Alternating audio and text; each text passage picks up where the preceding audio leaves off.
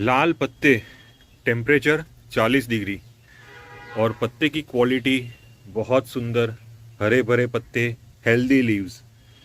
जो भी नए प्लांट्स अगर आप रोज़ प्लांट अपने ग्रो किए हैं फरवरी महीने में या तो अराउंड नवंबर महीने में, उसकी ग्रोथ ऐसी दिखे तो बाद में आपका मन एकदम ही ज़्यादा खुश हो जाएगा, क्योंकि ऐसी ग्रोथ देख के सच में बहुत मज़ा आ जाता है जब हम ऐसे प्लांट्स देखते हैं। बहुत सारे लोगों की मुझे ये कमेंट आई है, सर अभी अप्रैल का महीना शुरू हो चुका है, अप्रैल के महीने में हम अपनी रोज़ की केयर कैसे कर सकते हैं। अब जैसे कि फ्रेंड्स आप मेरे रोज़ देख रहे हो, अभी ये रोज़ की ग्रोथ देखिए, सॉफ्ट ब्रांचेस, नए लीव्स, ये कैसे हो गए। बहुत दिनों से मैं आपसे वीडियो शेयर नहीं कर रहा था क्योंकि कुछ एक्सपेरिमेंट्स मैं अपने पुराने रोजेस के ऊपर कर रहा हूँ। अभी भी वो अंडर प्रोसेस है, तो अभी वो रोजेस मैं आपके साथ शेयर नहीं करूँगा, क्योंकि जब मुझे रिजल्ट मिलेगा और मैंने क्या क्या किया है वो सारी चीज़ें मैं आपके साथ शेयर करूँगा।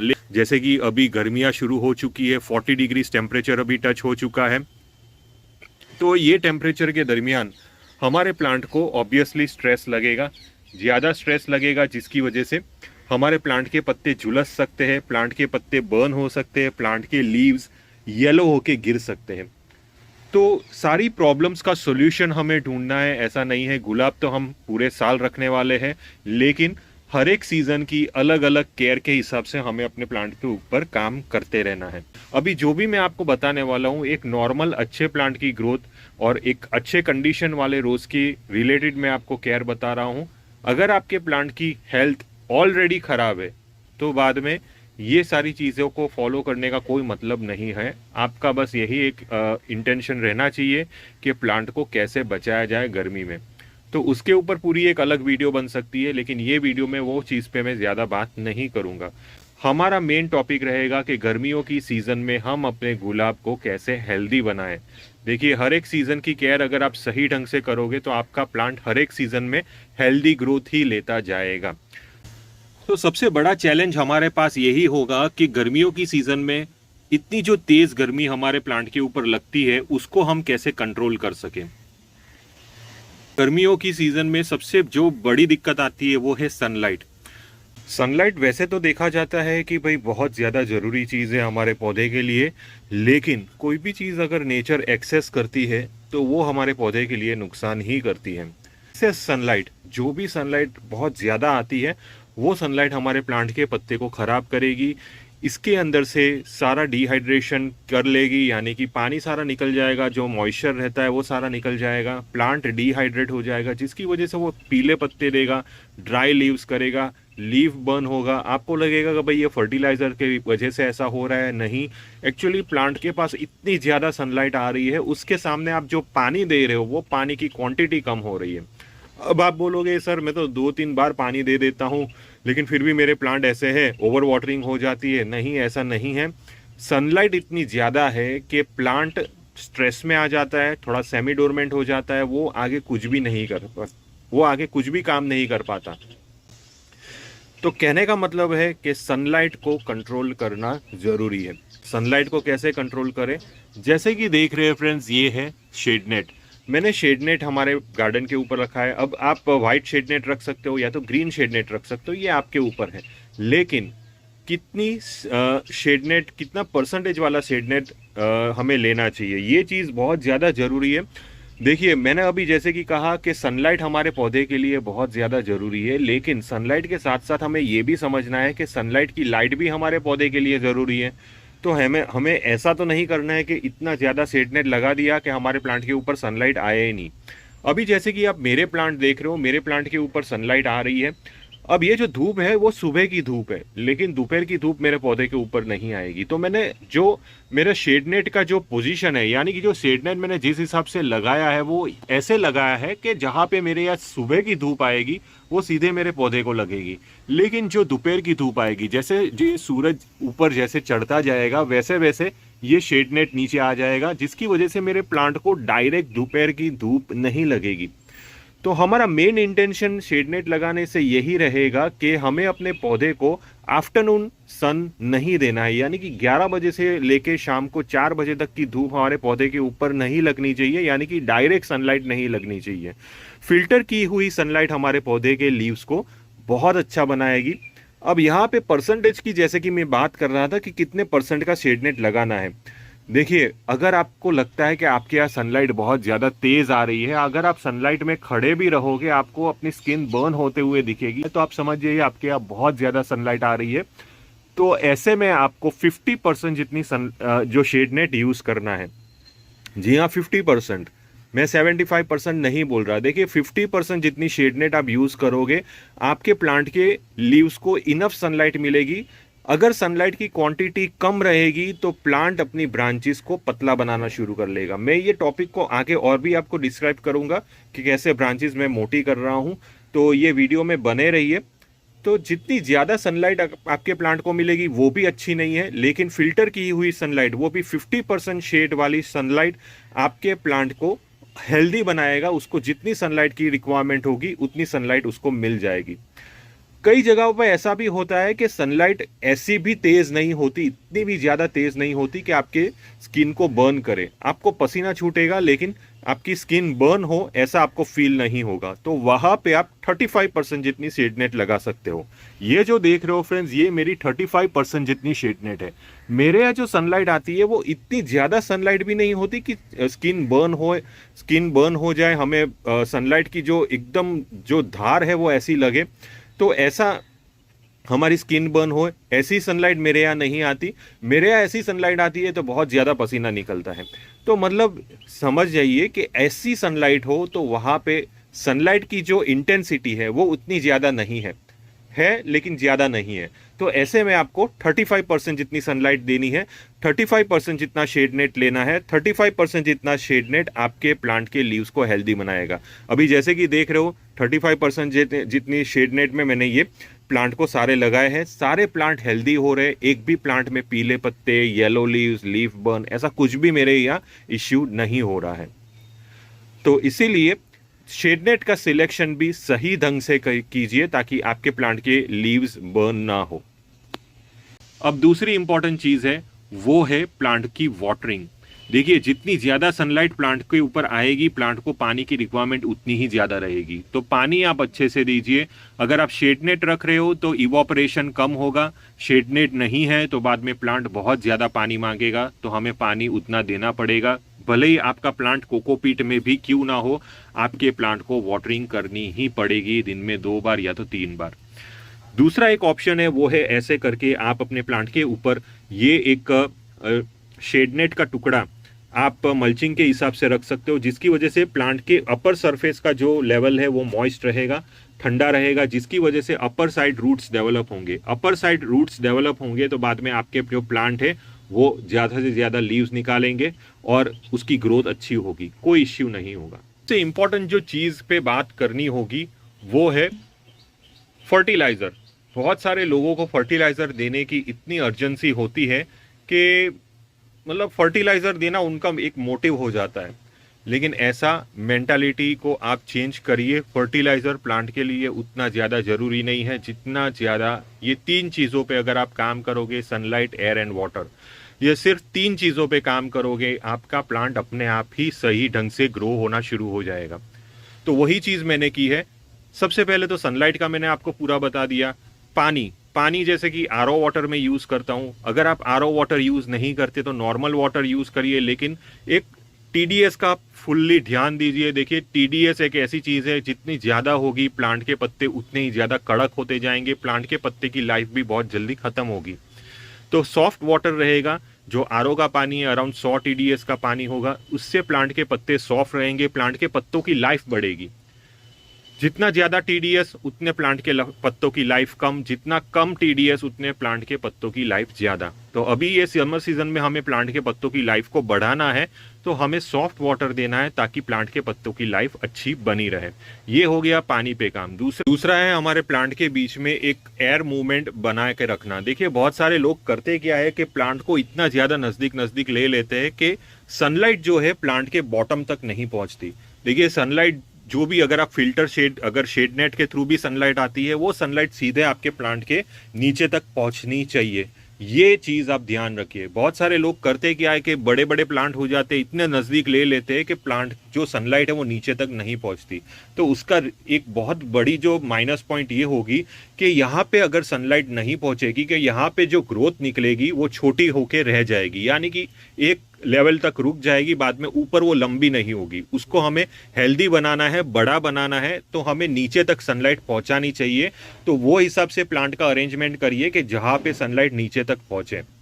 सनलाइट की कमी होगी तो प्लांट वीक स्टेम प्रोड्यूस करेगा और बाद में प्लांट के ऊपर आपको कोई भी अच्छा रिजल्ट नहीं दिखेगा। सनलाइट अगर प्लांट को अच्छी मिलेगी, यानी कि एडिक्वेट अमाउंट में मिलेगी, तो बाद में प्लांट जो है वो मोटिव स्टेम प्रोड्यूस करेगा और प्लांट हेल्दी बनता जाएगा, एक साइड पे झुकेगा नहीं। तो ये चीज ध्यान रखिए कि एयर मूवमेंट ऐसी होनी चाहिए कि जहां पे सनलाइट प्लांट के ऊपर अच्छे से आ सके नीचे तक। तो प्लांट को इतना भी अंदर घुसा घुसा के मत रखिए, थोड़ा सा स्पेस रखिए ताकि सनलाइट और एयर ये दोनों अच्छे से मूव हो सके प्लांट के आसपास। ये बेसिक 3 चीजों पे ध्यान रखिए। अब बात करते हैं फर्टिलाइजर की। देखिए, मैंने पिछली वीडियो में बताया था कि मैं यूज करूंगा 19-19-19 और मैग्नीशियम सल्फेट। ये जो रिजल्ट आप देख रहे हो, मोटी मोटी स्टेम, नई ब्रांचेस, ये कोई एक्स्ट्रा ऑर्डिनरी फर्टिलाइजर नहीं है। मैंने सिर्फ 19-19 फर्टिलाइजर और मैग्नीशियम सल्फेट यूज किया है। इससे हमारे प्लांट की जो भी नई ब्रांचेस निकलेगी वो हेल्दी निकलेगी, बैलेंस न्यूट्रिएंट मिलेगा। नाइट्रोजन कंटेंट ज्यादा होना चाहिए क्योंकि समर सीजन है। समर सीजन में प्लांट को नाइट्रोजन की रिक्वायरमेंट ज्यादा होगी, इसलिए मैंने 19-19-19 या तो 20-20-20 ले सकते हो, क्योंकि उसमें नाइट्रोजन की क्वांटिटी 20 है या तो 19 है। तो इससे प्लांट को नाइट्रोजन भी मिलेगा, साथ में प्लांट को फास्फोरस और पोटेशियम की भी रिक्वायरमेंट होगी, जो प्लांट की ओवरऑल एक बैलेंस ग्रोथ लेके आ सके। तो हमें एक बैलेंस ग्रोथ लेनी है। अब सबसे इंपॉर्टेंट चीज ये है कि प्लांट अगर फ्लावरिंग्स दे रहा है, देखिए समर सीजन है और प्लांट अगर ग्रोथ अच्छी कर रहा है तो ऑब्वियसली वो फ्लावर बड निकालता जाएगा। आपने मेरे प्लांट के ऊपर देखा है, मैंने बहुत जगहों पे कट लगाया हुआ है। देखिए, यहाँ पे भी देखिए, यहाँ पे भी देखिए, लेकिन यहाँ पे मैंने कट नहीं लगाया, वहां पे फ्लावर बड अभी भी है, यहाँ पे फ्लावर बड अभी भी है। अब यहाँ पे मैंने इस बार क्या एक नई चीज, इस बार मैंने कुछ अपने प्लांट के ऊपर ऐसी चीजें करी है जो अभी मैं आपके साथ शेयर करूंगा और रिजल्ट उसका मुझे बहुत अच्छा मिला है। देखिए, ये सारी चीजें मैं अराउंड 1 महीने से कर रहा हूं और रिजल्ट जो मिल रहा है वही मैं आपके साथ शेयर कर रहा हूं। तो मैं अपने पुराने प्लांट के ऊपर भी वही सारी चीजें कर रहा हूं। अब जैसे कि देख रहे हो, यहाँ पे मैंने कट लगाया है, यहाँ पे लगाया, यहाँ पे लगाया, यहाँ पे लगाया है। तो बहुत जगहों पे मैंने कट लगाया है, यानी कि जहां जहां पे फ्लावर बड प्रोड्यूस हो रहा था वहां पे मैंने उसके ऊपर कटिंग की है। अब आपको पता है अभी समर सीजन है, फ्लावर्स हमें लेने नहीं है। फ्लावर्स लोगे तो बाद में प्लांट अपनी सारी एनर्जी फ्लावर में लगा देगा। तो जैसे ही आपको फ्लावर के पेटल्स देखने को मिले तब आप कटिंग कर लीजिए। और कटिंग कैसे करनी है, क्या हमें एकदम नीचे से करनी है, क्या हमें एकदम ऊपर से करनी है। देखिए, मैंने यहाँ पे एक चीज सीखी है कि अगर आप अपने प्लांट की हाइट को मेंटेन करोगे, यानी कि मेंटेन का मतलब एक सेम हाइट की सारी ब्रांचेस रखोगे। जैसे कि ये जो देख रहे हो, ये ब्रांचेस की हाइट देखिए, यहाँ पे, यहाँ पे, यहाँ पे, यहाँ पे, यहाँ पे, ये ब्रांचेस की हाइट देखिए सेम है। कोई ब्रांचेस ज्यादा लंबी नहीं है, कोई ब्रांचेस ज्यादा छोटी नहीं है। तो वो ब्रांचेस की हाइट को मैं मेंटेन करते जा रहा हूं, यानी कि जब भी मुझे फ्लावर बड कट करना हो तो मैं कुछ ये हिसाब से कट करूंगा कि जो भी टॉप ब्रांचेस है वो सारी सेम लेवल पे हो। अब ऐसा क्यों? देखिए, जैसे ही हम अपने प्लांट की ब्रांचेस को एक सेम लेवल पे रखेंगे तो जो भी एनर्जी नीचे से ऊपर तक जाएगी वो इक्वल फॉर्म में सारी ब्रांचेस को मिलेगी। अगर एक ब्रांच बहुत छोटी है, दूसरी ब्रांच बहुत ज्यादा लंबी है, तो वो छोटी ब्रांच पहले एनर्जी ले लेगी और जो लंबी ब्रांच है उसको एनर्जी जाते जाते टाइम लगेगा। वो लंबी ब्रांच आगे ऊपर जाके थोड़ी वीक हो जाएगी और ऊपर से वो झुकना स्टार्ट हो जाएगी। तो मैं अपने प्लांट को पहले से ही ऐसी ट्रेनिंग दे रहा हूं कि जैसे ही ऊपर सारी ब्रांचेस सेम होनी चाहिए, नीचे से जो भी एनर्जी जाए वो सारी ब्रांचेस के अंदर इक्वली जाए। क्योंकि सारी ब्रांच की हाइट इक्वल है तो सारी एनर्जी डिवाइड होके इक्वली सारी ब्रांचेस को मिले। इससे ये होगा कि सारी ब्रांचेस हमारी हेल्दी बनेगी, थिक बनेगी, कोई भी ब्रांच एक साइड पे झुकेगी नहीं। तो हमें प्लांट की ब्रांचेस को ऐसे बनाना है कि वो मोटी रहे, थिक रहे, स्टिफ रहे। कड़क रहनी चाहिए, सॉफ्ट ब्रांचेस, यानी कि अगर फ्लावर बड खिले और वो पूरी झुक जाए, ऐसे मुझे नहीं करना है। तो इसीलिए मैंने जो कटिंग की है फ्लावर की, वो लीव्स को देख के नहीं की है, प्लांट को एक हाइट मेंटेन करके मैंने इसकी कटिंग की है। तो ऑलमोस्ट जितनी भी मेरी ब्रांचेस हैं वो सारी ब्रांचेस में मैं सेम तरीके से कटिंग कर रहा हूं। तो ये चीज ध्यान रखिए कि आप भी फ्लावर बड कट करते हो तो बाद में अपने प्लांट की हाइट को सेम रखिए। मैं आपको एक मेरा बड़ा प्लांट भी दिखा देता हूं। ये देखिए, ये वन ऑफ द मेरा बड़ा प्लांट है और इसकी हाइट को मैंने मेंटेन कर दिया है, यानी कि ब्रांचेस देखिए, मैंने यहाँ से सारी ब्रांचेस कट कर दी है। अब कुछ फ्लावर बड्स मैंने रहने दिए हैं क्योंकि वो उसी हाइट के हैं। अब जैसे कि ये फ्लावर बड और थोड़ा बड़ा होगा, इसके ऊपर पेटल्स थोड़े ओपन होंगे, तो मैं ये ब्रांच और ये ब्रांच, मतलब यहाँ से मैं काटूंगा उसको, सेम तरीके से यहाँ पे काटूंगा, यानी कि ब्रांच की जो साइज है वो सेम रखूंगा और उसको मैं छोटा लंबा ऐसा नहीं रखूंगा। इससे मेरे प्लांट के ऊपर ये जो ब्रांचेस की थिकनेस है वो बढ़ेगी, प्लांट मोटा होगा, नीचे से उसकी स्टेम मोटी होगी, प्लांट की जो भी मदर स्टेम है वो भी मोटी होगी। सेम तरीके से ये प्लांट भी देख लीजिए, मैंने यहाँ से इसको कट किया है, बहुत सारी अलग अलग ब्रांचेस निकलना शुरू हो चुकी है, तो मैंने यहाँ पे भी सारी ब्रांचेस की हाइट सेम रखी है। अब जैसे कि ये जो नई शूट निकल रही है, नई शूट और लंबी होगी, ये भी नई शूट और लंबी होगी, ये सारी नई शूट और लंबी होगी। थोड़े दिन के बाद इसके ऊपर फ्लावर बड्स बनना शुरू हो जाएगा और जैसे ही इसके ऊपर फ्लावर बड्स बनना शुरू हो जाएगा तो फिर से मैं उसको सेम हाइट में कट करूंगा। तो धीरे धीरे धीरे करके मैं अपने प्लांट की हाइट को बढ़ाऊंगा और जैसे जैसे मैं प्लांट के ऊपर कटिंग करता जाऊंगा तो जो जो ये नई शूट्स है वो नई शूट्स भी धीरे धीरे कड़क होती जाएगी और मोटी होती जाएगी। तो ये चीज़ आप ज़रूर करिए जिससे आपके प्लांट के ऊपर एक बैलेंस ग्रोथ रहे और प्लांट के ऊपर जो भी स्टेम निकले वो मोटी निकले। तो ये चीज़ पे मैं काम कर रहा हूँ क्योंकि स्टेम की थिकनेस ही आपके प्लांट के ऊपर फ्लावरिंग्स की क्वालिटी को अच्छा कर सकता है। अगर आपके प्लांट की स्टेम वीक है, पतली है और कड़क नहीं है तो बाद में उसके ऊपर फ्लावरिंग्स भी अच्छे नहीं निकलेंगे। तो ये चीज़ का भी ध्यान रखिए। ये मेरा वन ऑफ द प्लांट है, ये भी मेरा एक गुलाब का पौधा है। इसके ऊपर भी देखिए, मैंने इसके ऊपर सारी कटिंग की थी, सेम हाइट की कटिंग की थी। अब धीरे धीरे इसके ऊपर फ्लावर बड्स बनना शुरू हो चुके हैं फिर से। अब जैसे ही ये फ्लावर बड्स के पेटल्स ओपन होंगे तो फिर से सारी जो ऊपर से इसकी कटिंग कर लूँगा। तो जहाँ जहाँ कटिंग करूँगा तो वो पर्टिकुलर ब्रांच ठीक होती जाएगी। तो ये चीज़ पे मैं काम कर रहा हूँ अभी। तो फर्टिलाइज़र की जैसे कि हम बात कर रहे थे, तो अभी तो मैंने कटिंग की बात की, तो ये चीज़ भी आप समझ लीजिए कि कैसे क्या करना है। अब फर्टिलाइज़र की जैसे कि मैंने बात की, फर्टिलाइज़र में मैं अभी भी 19-19-19 यूज़ करता हूँ और एक और फर्टिलाइज़र मैंने ऐड किया है, वो है कैल्शियम नाइट्रेट। जी हाँ, मैं हर बार बोलता था कि भाई कैल्शियम नाइट्रेट गर्मियों की सीज़न में मैं ज़्यादा नहीं दूंगा।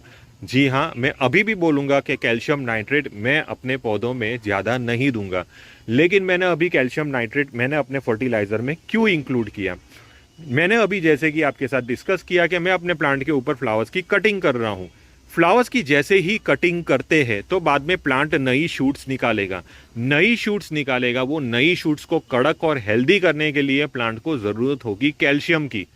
तो ये रीज़न है जिसकी वजह से मैं कैल्शियम नाइट्रेट यूज़ कर रहा हूँ। नाइट्रेट प्लांट को नाइट्रोजन पहुँचाएगा, कैल्शियम प्लांट की ब्रांचेस को मोटा करेगा, हेल्दी करेगा, कड़क करेगा। तो इसीलिए मैंने अभी से कैल्शियम नाइट्रेट देना शुरू किया है। अब मैं 3 फर्टिलाइज़र यूज़ करता हूँ, 19-19-19, मैग्नीशियम सल्फेट और कैल्शियम नाइट्रेट। अब क्या हम तीनों साथ में दे सकते हैं? आपको पता है, नहीं तो आप मेरे को बोलोगे क्या भाई आप नाइट्रेट और सल्फेट मिक्स कर रहे हो? नहीं, मैं नाइट्रेट और सल्फेट मिक्स नहीं कर रहा हूँ। मैग्नीशियम सल्फेट और 19-19-19 दोनों को मिला के दीजिए आधा ग्राम, हाफ ग्राम बस। अगर आपके यहाँ TDS बहुत ज़्यादा है तो 0.25 दीजिए। अगर आपके यहाँ TDS 150 के आसपास है तो आधा ग्राम दीजिए। आधा ग्राम मैग्नीशियम सल्फेट, आधा ग्राम 19-19-19, दोनों को 1 लीटर पानी में मिक्स करिए। 1 हफ्ते यानी कि फर्स्ट वीक आपको ये अपने प्लांट के रूट्स के अंदर दे देना है। सेकेंड वीक आपको देना है कैल्शियम नाइट्रेट, तब आपको मैग्नीशियम सल्फेट और 19-19 नहीं देना है। कैल्शियम नाइट्रेट 1 ग्राम या तो 0.5 ग्राम, ज़्यादा TDS है तो 0.5 ग्राम, कम TDS है तो 1 ग्राम 1 लीटर पानी में मिक्स करके आप अपने प्लांट के रूट सिस्टम के अंदर डाल दीजिए। ये सेकेंड वीक का डोज हुआ। तीसरे वीक पे क्या करना है? तीसरे वीक पे आप कोई भी एक अच्छा सा सीवीड फर्टिलाइजर आप अपने प्लांट के रूट्स के अंदर डाल दीजिए। आपको भी पता है सीवीड फर्टिलाइजर से प्लांट स्ट्रेस में नहीं जाएगा। कोई भी आपके हिसाब से अच्छा सीवीड फर्टिलाइजर दे दीजिए। मैं बायोवीटा देता हूं, तो अगर आपको कोई और कंपनी का पसंद है तो वो भी दे सकते हो। ताकत सीवीड फर्टिलाइजर नहीं है, तो गलती से भी ये मत पूछिएगा कि ताकत फर्टिलाइजर दे सकते हैं। नहीं, ताकत फर्टिलाइजर बेसिकली एक हार्मोनल फर्टिलाइजर है, तो वो हमें नहीं देना है। हमें बेसिकली सीवीड फर्टिलाइजर ही देना है जिसमें बेस न्यूट्रिएंट सीवीड हो। तो कोई भी सीवीड आप दे दीजिए, 1 ग्राम 1 लीटर पानी में मिक्स करके आप अपने प्लांट के रूट्स के अंदर तीसरे वीक को दीजिए।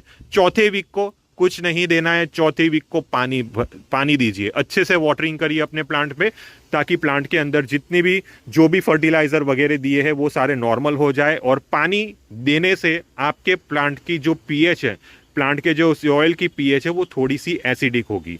यहाँ पे मैं एक और चीज़ आपको बोलूँगा कि चौथे वीक को अगर आपकी इच्छा हो तो बाद में विनेगर दे सकते हो। 5 ml 1 लीटर पानी में मिक्स करके आप विनेगर वाला पानी आप अपने प्लांट के रूट्स के अंदर डाल सकते हो। इससे एसिडिटी बढ़ेगी सॉइल की। एसिडिटी बढ़ाना जरूरी है।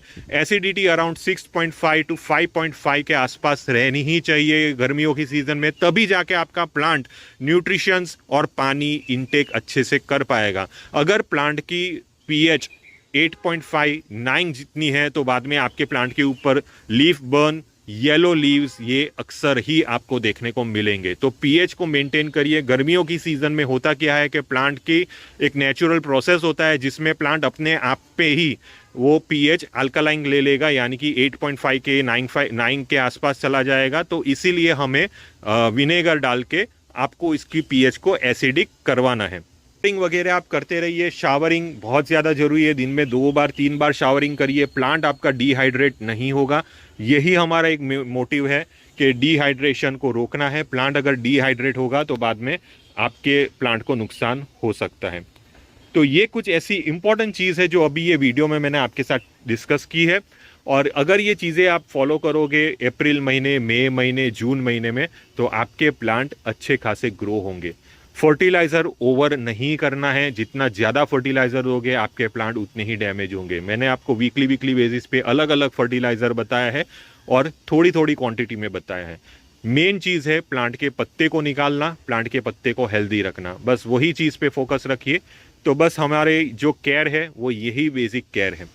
तो अगर आपको किसी भी टाइप का कंफ्यूजन हुआ तो आप मुझे ये व्हाट्सअप नंबर पे कांटेक्ट कर सकते हो। मैं आपको हेल्प करने की कोशिश करूंगा।